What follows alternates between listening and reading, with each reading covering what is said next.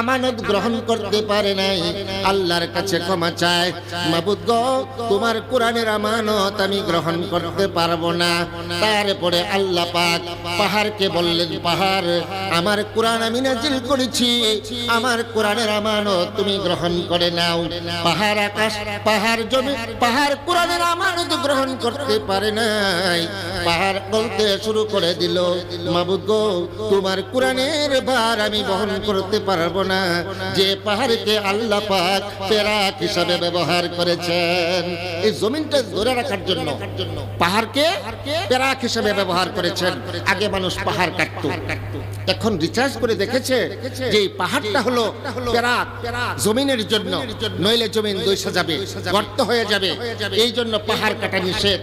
আল্লাহ পাক তো আরো 1400 বছর আগে কোরআনের মধ্যে বলেছেন, আমি জমিনকে ধরে রাখার জন্য আমি পাহাড়কে পেরাক হিসেবে ব্যবহার করলাম। আমার ভাইয়েরা, আমার মা বোনেরা, আজকে আমরা এই কোরআন পাইলাম। এই কোরআন আমাদের জন্য আল্লাহ পাক, এটা কি আমার কথা? আল্লাহ বলেন, আল্লাহ কোরআনের মধ্যে আয়াত নাজিল করে দিলেন, ইন্না আরাদনাল আমানাতা আলাস সামাওয়াতি ওয়াল আরদি ওয়াল জিবালি ফাআবাইনা আন ইয়াহমিলনাহা ওয়া আশফাখনা মিনহা ওয়া হামালাহাল ইনসান ইন্নাহু কানা জালুমান জাহুলা। আল্লাহ রাব্বুল আলামিন বলেন, আমি যখন আকাশের মধ্যে কোরআনকে আমানত হিসেবে রাখতে চাইলাম, আকাশ কান্নায় ভেঙে পড়েছে। মাবুদ গো তোমার কোরআনের ভার আমি বহন করতে পারবো না। আল্লাহ পাক আকাশ থেকে কোরআন উঠায় নিলেন, রাখতে চাইলেন জমিনের উপর আমানত হিসাবে। জমিন কোরআনের ভার বহন করতে পারে নাই। আল্লাহ পাক জমিন থেকে কোরআন উঠায় নিলেন, রাখতে চাইলেন পাহাড়ের উপর। পাহাড় আল্লাহর কোরআনের ভার বহন করতে পারে নাই, পাহাড় গলতে শুরু করে দিল। আল্লাহ পাক পাহাড় থেকে কোরআন উঠায় নিলেন। আল্লাহ পাক শেষ পর্যন্ত কোরআনকে পাঠায় দিলেন কোথায়? কোথায়? লৌহে মাহফুজে। কোথায়? লৌহে মাহফুজে। আপনি জিজ্ঞেস করেন, এই কোরআন তোমার বাড়ি কই? কোত্থেকে আইছো? কবে আইছো? কোন মাসে আইছো? কোন দিনে আইছো? না রাতে আইছো? দেখেন কোরআন থেকে জবাব নেই। আল্লাহর কোরআন কি জবাব দেয়? বাল হুয়া কুরআনুম মাজিদুন ফি লাউহিম মাহফুজ। আমার বাড়ি হলো লৌহে মাহফুজ। আমি এসেছি লৌহে মাহফুজ থেকে। আবার জিজ্ঞেস করেন, বুঝলাম তোমার বাড়ি লৌহে মাহফুজে। তুমি কবে আইছো? কোন মাসে আইছো? না রাতে আইছো না দিনে আইছো? আল্লাহর কোরআন কত সুন্দর করে জবাব দেয়, শাহরু রমাদানাল্লাযী উনজিলা ফীহিল কুরআন। আমি নাজিল হয়েছি রমজান মাসে। আবার প্রশ্ন করেন, রমজান মাস তো 30 দিনে হয়, আবার কখনো কখনো রমজান মাস 29 দিনেও হয়ে থাকে। তুমি কোন দিনে আইছো না রাতে আইছো? দেখেন আল্লাহর কোরআন কত সুন্দর জবাব দেয়, ইন্না আনজালনাহু ফি লাইলাতিল কদর ওয়া মা আদরাকা মা লাইলাতুল কদর। আমি আসছি লাইলাতুল কদরের রাতে। এই জন্য আল্লাহ পাক বলে দিয়েছেন, এই লাইলাতুল কদর হলো 1000 মাসের উত্তম। কতদিন? 1000 মাসের উত্তম একটা রাত। কেন 1000 মাস বলা হয় নাই? হাজার হাজার মাস। এখানে 5000 মাস হতে পারে, 10,000 মাস হতে পারে, 1 লক্ষ মাস হতে পারে। আল্লাহ পাক নির্দিষ্ট করেন নাই যেন 1000 মাস, এটা বলেন নাই। 1000 মাসের উত্তম এই একটা রাত। কেন? এই রাতে আল্লাহ পাক কুরআনুল কারীম নাযিল করেছেন। এই কোরআন কার উপর? কার উপর নাযিল করেছেন? বিশ্ব নবীর উপর। বিশ্ব নবীর উপর, যে নবীর আগমনে গোটা পৃথিবী ধন্য হয়ে গেল। আজকে আমরা নবীকে আল্লাহ পাক বলেছিলেন, প্রথম যে আয়াতটা নাযিল হয়েছে সে আয়াতটার নাম সবাই জানি, ইকরা বিসমি রাব্বিকাল লাযী খালাক। ওগো নবীজি আপনি পড়েন, আপনি পড়েন। এই কোরআনের মধ্যে সর্বপ্রথম যে কথাটা আসছে, ইকরা বিসমি রাব্বিকাল্লাযী খালাক। ওগো নবীজি আপনি পড়েন আপনার প্রভুর নামে। এখন আমরা কি কই? পড়তে জানি না, পড়তে জানি না। আমার রাসূল বলেছিলেন আমি পড়তে জানি না। জিবরাইল আমিন টান দিয়া নবীকে বুকের মধ্যে চাপ দিলেন, আবার বললেন পড়েন ইকরা বিসমি রাব্বিকাল্লাযী খালাক। ছেড়ে দিলেন, কম পড়তে জানি না, আবার ছেড়ে দিলেন, আবার বললেন পড়েন ইকরা বিসমি রাব্বিকাল্লাযী খালাক।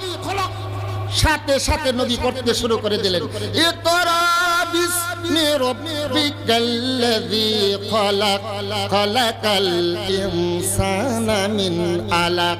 শুরু হয়ে গেল পড়া। আল্লাহ পাক এই কোরআনকে সর্বপ্রথম আল্লাহর নবী এই যে রাতটা লাইলাতুল কদরের রাত্রি, এই সূরাটা এই অংশটুকু আল্লাহ পাক আল্লাহর নবীর উপর নাজিল করে দিলেন। বলেন সুবহানাল্লাহ। আমার ভাইয়েরা, কেমন নবীর উম্মত আমরা, কেমন নবীর উম্মত। নবী আজকে কোথায়? কোথায় নবী আমার? আজকে নবী আমার শুয়ে আছেন কোথায়?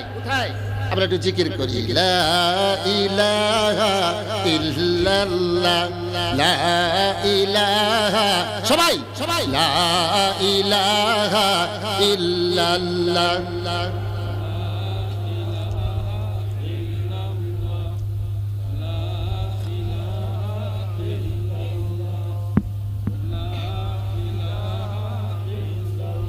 লা ইলাহা ইল্লাল্লাহ, খালিক নেই তুমি ছাড়া, কোনো মালিক নেই তুমি ছাড়া, কোনো মাবুদ নেই তুমি ছাড়া, কোনো মাশুক নেই তুমি ছাড়া।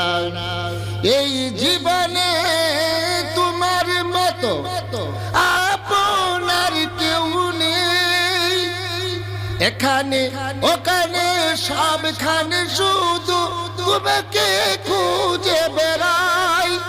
তোমার জিকির মন হয় উতলা, লা ইলাহা ইল্লাল্লাহ, ও লা ইলাহা ইল্লাল্লাহ, লা ইলাহা ইল্লাল্লাহ মুহাম্মাদুর রাসূলুল্লাহ, লা ইলাহা। জোরে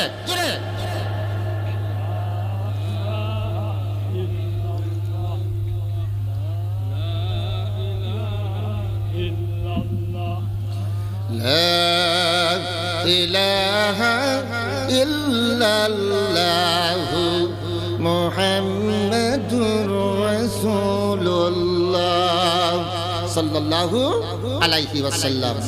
আমার ভাইয়েরা, সেই নবী আজকে কোথায়? মদিনায় শুয়ে রয়েছে। মদিনায় যে নবীকে সৃষ্টি না করলে আল্লাহ পাক দুনিয়ায় সৃষ্টি করতেন না, কুল কায়নাত সৃষ্টি করতেন না। তিনি আজকে কোথায়? মদিনায় শুয়ে রয়েছে। আহারে কি ভাগ্য, কি ভাগ্য মদিনার মাটির। কত সুখ আল্লাহ পাক মদিনার মাটিকে দিয়েছে। ও মদিনার মাটি রে, সকলে সুখ বুঝি তোর কপালে। ও মদিনার মাটি রে,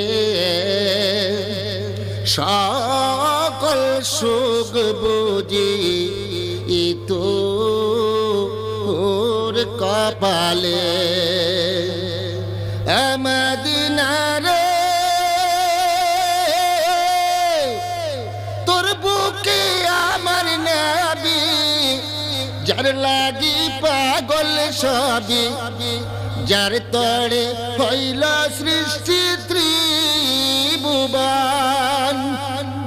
কাঁদি আমি সারাক্ষণে, কেমনে যাব সেখানে। কাঁদি আমি সারাক্ষণে, কেমনে যাব সেখানে। সহে না আর পরানে। ও মদিনার মাটি রে, সকলে সুখ বুঝি তোর কপালে মদিনা রে পাখি যদি হতাম আমি ওরে ওরে যেতাম আমি থাকতো না মনে কোনো যাত না দেহে নাই পাখাবার সাথে নাই টাকা আমার দেহে নাই পাখাবার সাথে নাই টাকা আমার কে মনে যাব ও সেখানে ও মদিনার মাটি রে সকল সুখ বুঝি তো ওর কপালে মদিনা রে তোর কাছে গেলে আমি কত সুখী হতাম জানি বলতাম মনের যত বাসনা রওজা মুবারক যে নবীজিকে সালাম দিয়ে রওজা মুবারক যে নবীজিকে সালাম দিয়ে বলিতাম মনের বাসনা ও মদিনার মাটি রে সকল সুখ বুঝি তো ওর কপালে ও মদিনার মাটি রে সকল সুখ বুঝি তো ওর কপালে আল্লাহ পাক আজকে দুনিয়ার সমস্ত সুখগুলি মদিনার মাটিতে দিয়ে দিয়েছে আল্লাহ পাক দুনিয়ার সুখ আল্লাহ পাক মদিনার মাটিকে দিয়ে দিছে গো যে নবীর আগমনে গোটা পৃথিবী ধন্য হয়ে গেল কাফেররা কয় কাফের বেঈমানেরা আবু জেহেল আবু লাহাব উতবা সাহেবা তারা কয় হে মুহাম্মদ তুমি যদি নবী হও এই যে আকাশের পূর্ণিমার চাঁদ দেখা যায় কি ওই চাঁদটারে ঠান্ডা একটু ঘুরায় দেন যদি তুমি আকাশের এই যে পূর্ণিমার চাঁদ দেখা যায় ওই পূর্ণিমার চাঁদটারে যদি তুমি দুই খণ্ড করতে পারো দ্বিখণ্ডিত করতে পারো তাহলে বুঝবো তুমি আল্লাহর পয়গম্বর আর আমরাও কালিমা পড়ে মুসলমান হয়ে যাব কে বললেন আবু জেহেল আবু লাহাব উতবা সাইবা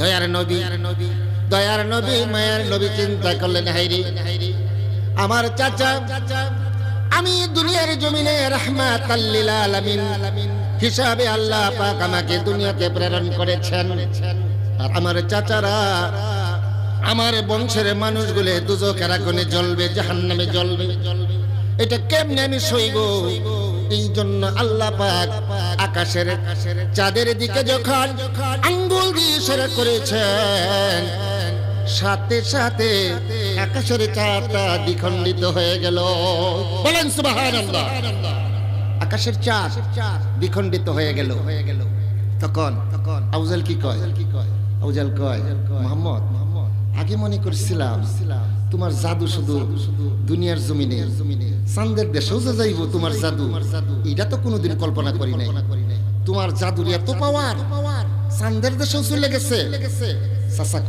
চাচা আল্লাহর নবী কো চাচা আপনারা তো কমিটমেন্ট ভঙ্গ করেছেন আপনারা বলেছিলেন আমি যদি চাঁদকে দ্বিখণ্ডিত করতে পারি আপনারা কালিমা পড়বেন মুসলমান হবেন এখন কি হবেন না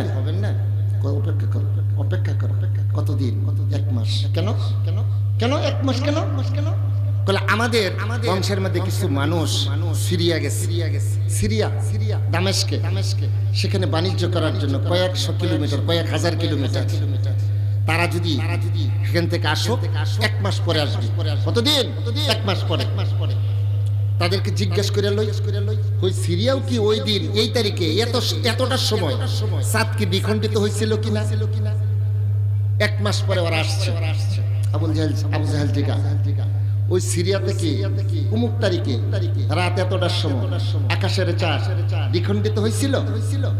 তখন ওরা এক বাক্যে বলতে শুরু করলো, হ্যাঁ এটা ঘট্টগোল শুরু হয়ে গেছে, একটা কাণ্ডলীলা শুরু হয়ে গেছে। এটা কি কি আকাশের চাঁদটাকে দ্বিখণ্ডিত করলো? দেখছো দেখছো এই সিরিয়াতেও আকাশের সেই চাঁদের মধ্যে মুহাম্মদের জাদু চলে গেছে। নাউজুবিল্লাহ নাউজুবিল্লাহ নাউজুবিল্লাহ বলবেন না। আল্লাহর নবীকে তারা জাদুকর বলেছে, আকাশের চাঁদে নাকি জাদু চলে গেছে। নাউজুবিল্লাহ।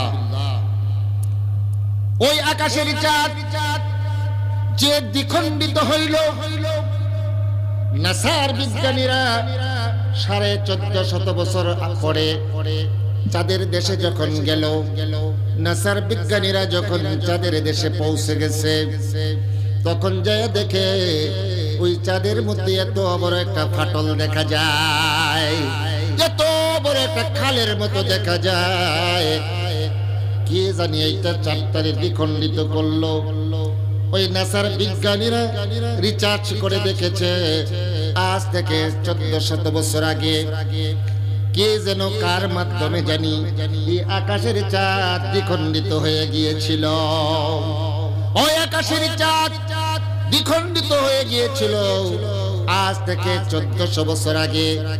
আর যতক্ষণ ওই নাসার বিজ্ঞানীরা যতক্ষণ চাঁদের দেশে অবস্থান করেছিল, যতদিন অবস্থান করেছিল, ততদিন ওই চাঁদ থেকে আজানের ধ্বনি আল্লাহু আকবার আল্লাহু আকবার আল্লাহু আকবার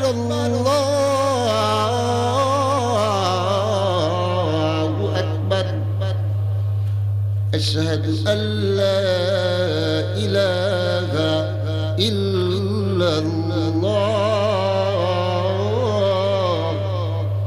আশহাদু আন্না মুহাম্মাদার রাসূলুল্লাহ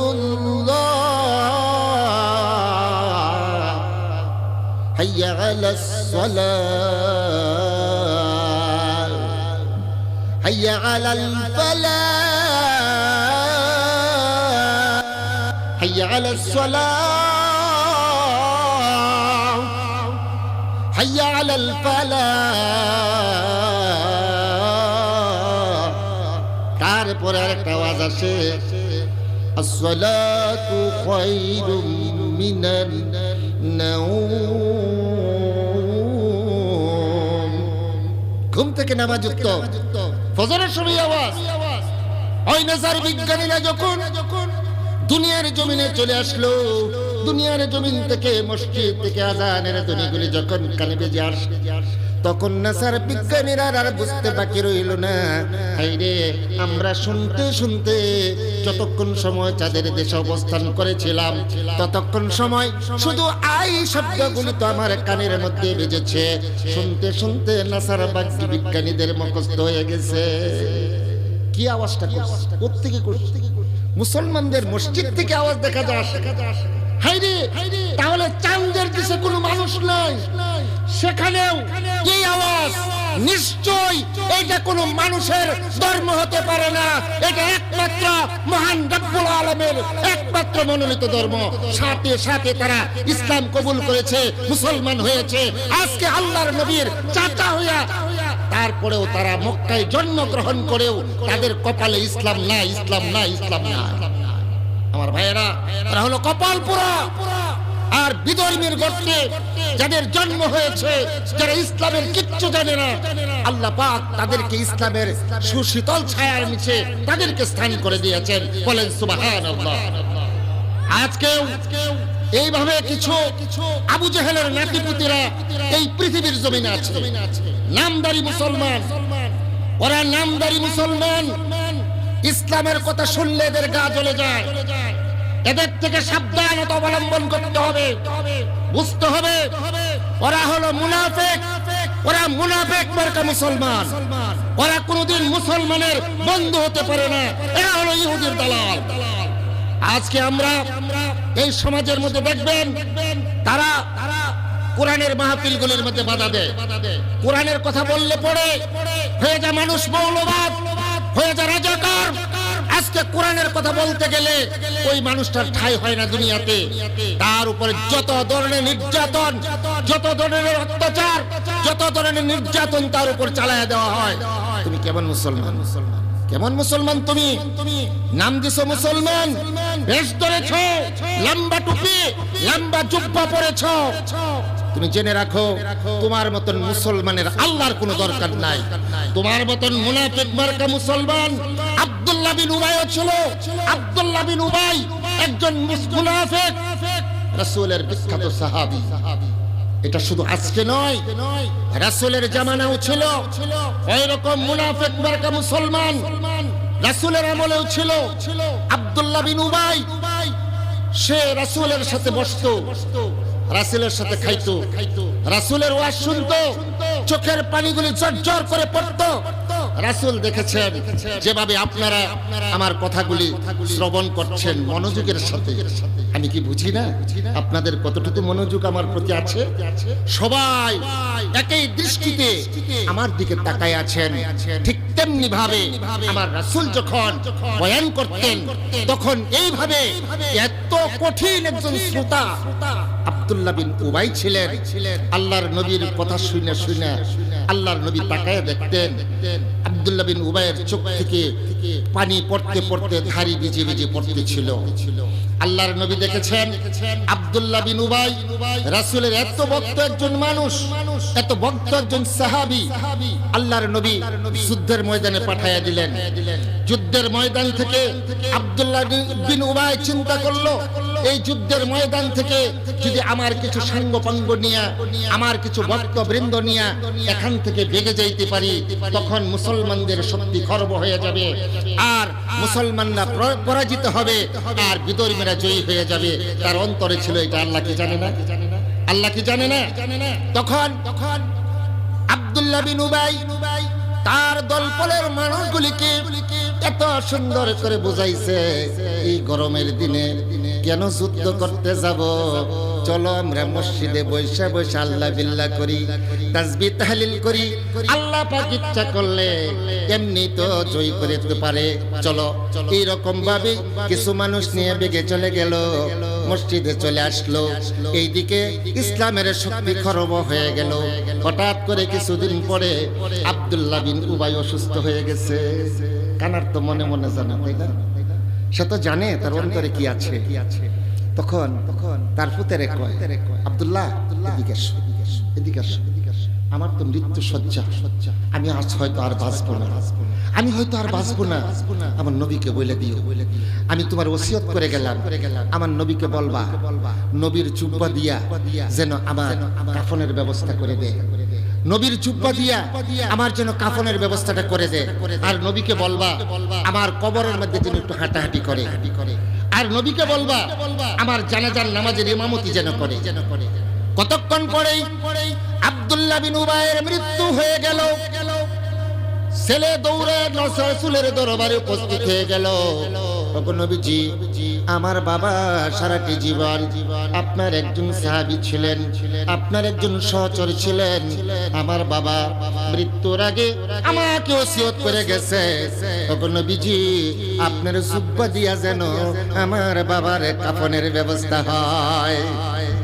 আর বলেছেন আপনি যেন আমার বাবার কবরে যখন খনন করা হয়ে যাবে, আপনি যেন কবরের মধ্যে একটু হাঁটাহাঁটি করেন। নবীজি, আর আমার বাবা আরেকটা ওসিয়ত করে গেছে, আমার বাবার জানাজার নামাজের ইমামতি আপনি করবেন। এইভাবে করে আমার তিনটা ওসিয়ত জানায় গেছে। দয়ার নবী, মায়ার নবী সাথে সাথে গায়ের জুব্বাটা খুলা আব্দুল্লাহর কাছে দিয়ে দিলেন, যাও তোমার বাবাকে গোসল দিয়া এই আমার জুব্বা দিয়া কাফনের ব্যবস্থা করো। আমি আসবো, আমি কবরের ভিতরে একটু হাঁটবো, আর আমি কবরের মধ্যে হাঁটার পরে আমার ইমামতিতে জানাজার নামাজ সুসম্পন্ন হয়ে যাবে। চলে গেল আব্দুল্লাহ। আল্লাহর নবী কতক্ষণ পরে জানাজার নামাজ পড়ানোর জন্য রওনা করেছেন। পিছন থেকে হযরত ওমর বললেন, ওগো নবীজি আপনি কোথায় যান? ওগো নবীজি আপনি কোথায় যান? আপনি কোথায় যান? আল্লাহর নবী বলেন, আমি যাচ্ছি। কেন তুমি কি জানো না আমার সাহাবী আব্দুল্লাহ বিন উবাই মারা গেছে? তুমি কি জানো না আমি যাচ্ছি তার জানাজার নামাজ পড়ানোর জন্য। উমর কয়, ওগো নবীজি আপনি যাবেন না, আপনি যাবেন না। কেন? কেন যাব না? আমি কেন যাব না? আল্লাহর নবী বলেন, উমর আমি কেন যাব না? উমর বলেন, ওগো নবীজি আব্দুল্লাহ বিন উবাই মুনাফিক ছিলেন, মুনাফিক। যুদ্ধের ময়দান থেকে লোকজন নিয়ে সেখান থেকে ভেগে চলে আসছিল। তার অন্তরে আপনার লগে থাকতো, আপনার সাথে থাকতো নবী গো, কিন্তু তার অন্তরে ছিল কাফের বেঈমানদের ভালোবাসা। তারা যেন জয়ী হয়ে যায়, এই জন্য সে এখান থেকে লোক নিয়ে ভাইগা আসছে। ওগো নবীজি আব্দুল্লাহ বিন উবাই মুনাফিক, তার জানাজার নামাজ আপনি পড়াতে যাবেন না। দয়ার নবী মায়ার নবী বলেন, ওমর রে এখনো তো আল্লাহর পক্ষ থেকে নিষেধাজ্ঞা আসে নাই। আমি কি পারি আব্দুল্লাহ বিন উবাইয়ের জানাজার নামাজে আমি কেমনে না যাই? আমার কাছে যেহেতু এখনো জিবরাইল আসে নাই, নিষেধাজ্ঞা আসে নাই, অতএব আমাকে যেতেই হবে। আল্লাহর নবী চলে গেলেন, কবরের ভিতরে হাঁটলেন। আর আমার নবী যখন ইমামতির মুসল্লার মধ্যে দাঁড়ায় গেলেন, ইমামতির জন্য যখন জানাজার ইমামতির জন্য যখন দাঁড়ায় গেলেন, তখন আল্লাহ রাব্বুল আলামিন জিবরাইল আমিনকে পাঠিয়ে দিলেন, যাও জিবরাইল যাও, আমার নবীকে জানিয়ে দাও সূরা তাওবার 80 নম্বর আয়াতটা আল্লাহ পাক নাযিল করে দিলেন। আর জানিয়ে দিলেন, ওগো নবীজি আপনি একবার কেন 10 বার কেন, আপনি যদি 70 বারও এই আব্দুল্লাহ বিন উবাইয়ের জন্য দোয়া করেন, তার কোনো দোয়া আপনার কোনো দোয়াই কবুল হবে না। আর আমরা বেশ লইছি না, মনের মধ্যে কাফের বেঈমানদের ভালোবাসা, মনের মধ্যে ইসলাম বিদ্বেষী ভালোবাসা, লম্বা টুপি আর লম্বা জুব্বা, এইগুলি পার পাওয়া যাবে না। আমি বলবো, যদি কারো মনে, আমি ভাই হিসাবে বলবো, আমার কলিজার ভাই, আমরা উম্মতি মুহাম্মদী, আমাদের ভুল হতেই পারে। আমরা ইসলামকে যদি ভালোবাসি, আল্লাহকে যদি ভালোবাসি, আল্লাহর কোরআনের সাথে কে বেয়াদবি করেছে আমরা কখনো ক্ষমা করতে পারবো না, মেনে নিতে পারবো না। এইরকম মুসলমান যদি আমল কম করে, আল্লাহ পাক তাকে জান্নাতের উচ্চ মাকাম দান করে দিবেন।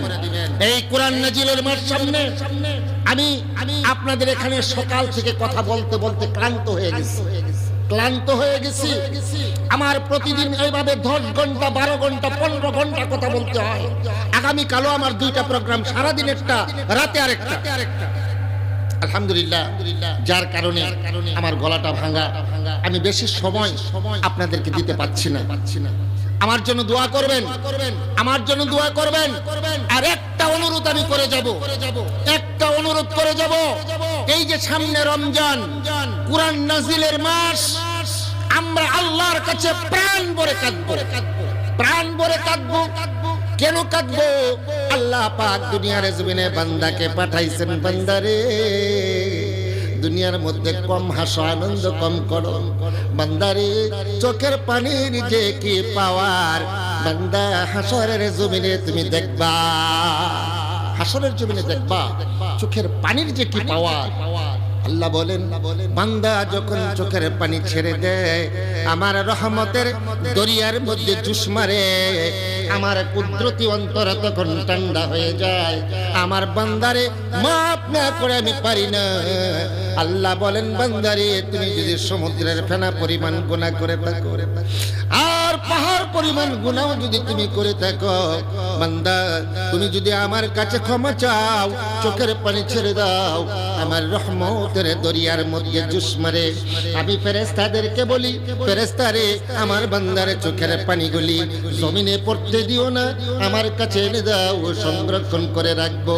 বান্দা যখন বিপদে পড়ে যাবে, আমি ওই দিন ওই বান্দার জন্য ওই পানিটা বের করে দেব। হাসরের জমিনে মানুষ যখন কাঁদতে কাঁদতে চোখের পানিগুলি শেষ করে ফেলবে, চোখ থেকে যখন রক্তগুলি বের হয়ে যাবে, মাথার মগজগুলি যখন বাতের ফেনার নিয়ে বক বক করতে থাকবে, কানের ছিদ্র নাকের ছিদ্র দিয়ে কানের ছিদ্র আর নাকের ছিদ্র দিয়ে যখন মগজগুলি বেয়ে বেয়ে পড়বে, তখন আল্লাহ পাক মানুষের কষ্টগুলি দেখবেন।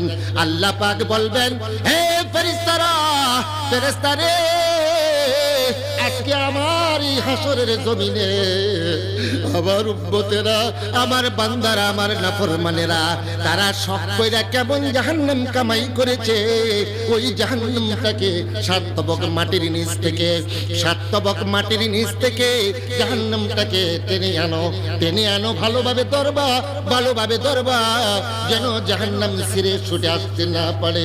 হাদিসের মধ্যে এসেছে, জাহান্নামের ঠোঁটের মধ্যে 70,000 শিকল থাকবে, জাহান্নামের শিকল থাকবে 70,000, আর ঠোঁটটা থাকবে 70,000 ঠোঁট।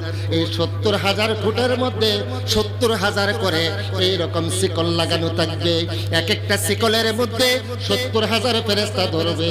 সমস্ত ফেরেশতাদেরকে ছিঁড়ে বিড়ে এমনি ভাবে জাহান্নাম পাগলের মতো লাফাতে আসতে থাকবে। জাহান্নামীদেরকে দেখবে আর জাহান্নামীদেরকে দেখে পাগল হয়ে যাবে। দাঁতের কটমট গুলি বজ্রের আঘাতের চেয়ে তার বেশি আঘাতপ্রাপ্ত হবে। বা আর কানের ছিদ্র দিয়ে আগুনের ফুলকি গুলি বের হতেছে। এইভাবে করে যখন জাহান্নাম যখন হাসরের জমিনে ওইভাবে যখন ছিঁড়ে বিড়ে যখন আসতে শুরু করবে, তখন আল্লাহ পাকের হাবিব একবার দৌড় দিবেন মিজানের পাল্লার কাছে, আবার দৌড় দিবেন ফুলসিরাতের ঘাটে, আবার আরশে আজিমের কাছে সিজদায় পড়ে পড়ে মাবুদের কাছে কাঁদবেন, মাবুদ গো আমার এতিম উম্মতগুলিকে বাঁচায়া দাও, মাবুদ গো আমার এতিম উম্মতগুলিকে তুমি বাঁচায়া দাও। আল্লাহর নবীর কান্নায় কোনো আওয়াজ আসবে না। আল্লাহর নবী বলবেন, ওগো আল্লাহ, ও মাবুদ, উহুদের ময়দানে আর তায়েফের ময়দানে আমার শরীর ক্ষত বিক্ষত হয়ে গিয়েছিল। রব্বুল আলামিন উহুদের ময়দানে আমার দন্দন শহীদ হয়ে গিয়েছিল। আল্লাহ আজকে দুইটা বান্দা দাতির উসিলা আল্লাহ তুমি আমাকে মাফ করে দাও। এই কথা বলার সাথে সাথে আল্লাহ পাক বলবেন, হাবিব গো আপনি মাথা উঠান, মাথা উঠায়া দেখেন আমার আরশ কাঁপতে শুরু করেছে, আমার আরশ কাঁপতেছে। ওগো নবীজি, দুনিয়ার জমিনে অনেক কেঁদেছেন, দুনিয়ার জমিনে অনেক কান্না করেছেন, আখিরাতের জিন্দেগিতে আপনার কান্না শোভা পায় না, ওগো নবীজি আপনি মাথা উঠান। আল্লাহর নবী মাথা উঠাবেন, আল্লাহ পাক একটু পানি আবার রাসূলের হাতে দিবেন। আল্লাহ পাক বলবেন, ওগো নবীজি ওই পানিটা জাহান্নামের দিকে ছিটকে মেরে দেন জাহান্নামের দিকে। আল্লাহর নবী যখন ছিটকে মারবেন, এই অল্প একটু পানির এমন পাওয়ার, এত পাওয়ার, জাহান্নাম পিছনের দিকে দৌড়াতে শুরু করে দিবে। আল্লাহর নবী বলবেন, আল্লাহ